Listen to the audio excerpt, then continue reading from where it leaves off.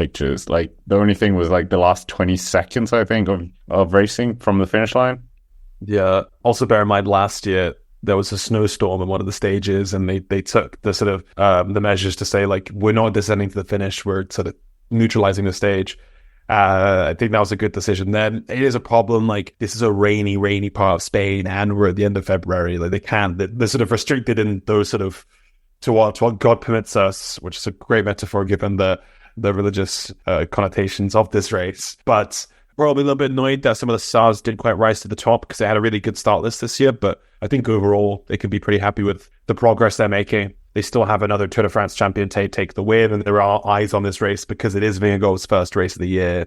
So it can be too beat up about it. And I think that Egan Bernal story as well, with him sort of bouncing back almost, not to his top form, but definitely showing signs that he's coming back, was really promising. Yeah, that stage 2 where Bernal was like hanging on to Jonas was just like instigating so much just like love on like just like the cycling sphere. It was great to see. So yeah, I think we were all just really happy to see Bernal just like back to a good level, and finishing on the podium and like at like Ewan said, like a decent level of GC contenders were here. I think he can take some good comfort from this. And I know at the beginning of the season we'll talk about he's going to the Vuelta, and it was all like, not.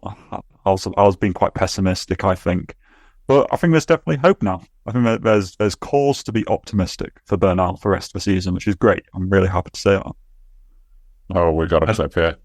And also looking to ride the Vuelta this year, as well as Lenny Martinez, who had a fantastic week of racing as well. Really intrigued to see what he can bring. He won the overall youth classification at this race. He also won the Classic VAR not too long ago.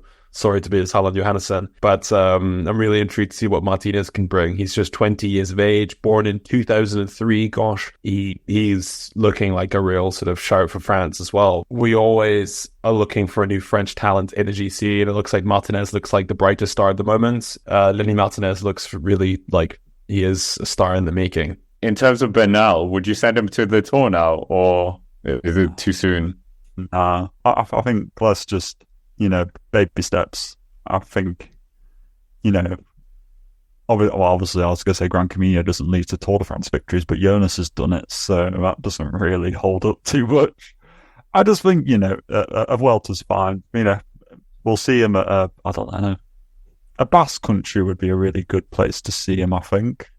His program is Strade Bianche, Vuelta a Catalunya, a Basque Country, Tour de Romandy of all places, and the Vuelta a España. So very Spanish. That's all right. Yeah. Romandy crazy season. That is going Bernal's way.